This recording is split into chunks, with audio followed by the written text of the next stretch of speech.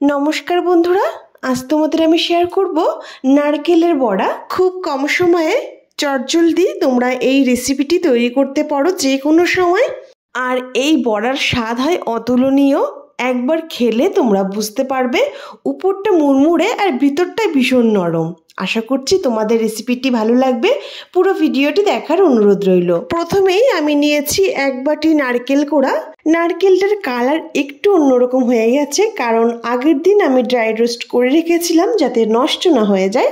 1 বাটি নারকেল কোড়ার সঙ্গে দিয়ে দিচ্ছি 1 বাটি সুজি, আর সেই বাটির মাপ করে হাফ বাটি ময়দা, সঙ্গে স্বাদ অনুযায়ী হাফ বাটি চিনি।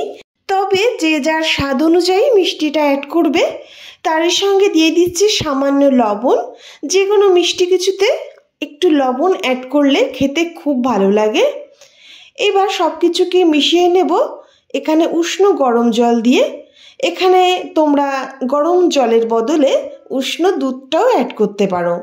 আস্তে আস্তে ভালো করে মিশিয়ে নিচ্ছি। দেখতে পারবে সুজিটা দেওয়ার কারণে মেশানোর সঙ্গে সঙ্গে বেশ ঘন হয়ে আসছে। ভালো করে মিশিয়ে নিলাম এবং রেস্টে রেখে দেব 5 মিনিট মতো। 5 মিনিট পর আমি ফিরে আসব। দেখতেই পাচ্ছো ব্যাটারটা বেশ ঘনত্ব হয়ে আছে। আর দুধ বা জল যে কোনো কিছু বুঝে দেবে, একবারে বেশি পরিমাণে দিয়ে পাতলা করে দেবে না, তাহলে কিন্তু হাফ কাপ ময়দার বদলে আরও কিছুটা লেগে যেতে পারে। দেখতেই পাচ্ছো 5 মিনিট রেস্টের পর বেশ ঘনত্ব হয়ে গেছে। দিয়ে দিচ্ছি সামান্য বেকিং পাউডার এবং হাত দিয়ে আমি ভালো করে ব্যাটারটাকে মেখে নিলাম। এবার আমাদের বড়া তৈরি করার জন্য পুরোপুরি রেডি। অন্যদিকে একটা কড়াই বসিয়ে দিয়েছি এবং কিছুটা রিফাইন তেল দিয়ে আঁচটাকে বাড়িয়ে দিলাম। যখন তেলটা বেশ ভালো গরম হয়ে যাবে সেই টাইমে ফ্লেমটাকে একদম লো করে এক এক করে আমি বড়াগুলো ছেড়ে দিচ্ছি। গোলাকার শেপ করে আস্তে আস্তে সব বড়াগুলো আমি দিয়ে দিলাম। আর দেওয়ার সঙ্গে সঙ্গে দেখো বেশ ফুলে উঠছে। এক সাইড ভাজা হয়ে গেলে আমি অন্য সাইড উল্টে দিচ্ছি। আশা করি দেখে বুঝতে পারছো যে কত সুন্দর ফুলেছে।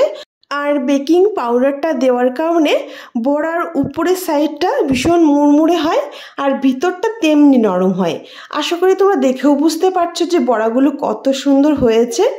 এক সাইড ভাজা হয়ে গেলে অন্য সাইড উল্টে দিলাম। আর এই টাইমে আঁচটাকে একটু বাড়িয়ে দিয়েছিলাম, মানে মিডিয়াম আঁচে বড়াটাকে লাল লাল করে ভেজে নিয়েছি। এবার তুলে নিলাম। সেই একইভাবে আমি সব বড়াগুলো ভেজে নেব। সেই একইভাবে আঁচটাকে একদম লো করে সব বড়াগুলো দিয়ে দিয়েছি এবং এক সাইড ভাজা হয়ে গেলে অন্য সাইড উল্টে দিচ্ছি। উল্টে পাল্টে আঁচটাকে মিডিয়ামে রেখে বেশ লালচে রং ধরে বড়াগুলো ভেজে নিলাম। এবার তুলে নিলাম। তো দেখো সব বড়াগুলো আমাদের তৈরি হয়ে গেছে। ভীষণই লোভনীয় হয় খেতে আর সময়ও অনেকটা কম লাগে। আশা করছি তোমরা যদি একবার তৈরি করে খাও তোমাদের অবশ্যই ভালো লাগবে। তো বন্ধুরা, ভিডিওটি ভালো লাগলে লাইক, কমেন্ট, শেয়ার এবং সাবস্ক্রাইব করে আমার পাশে থেকো। সবাইকে অনেক ধন্যবাদ পুরো ভিডিওটি দেখার জন্য। সবাই অনেক ভালো থেকো, সুস্থ থেকো। আজ এ পর্যন্তই।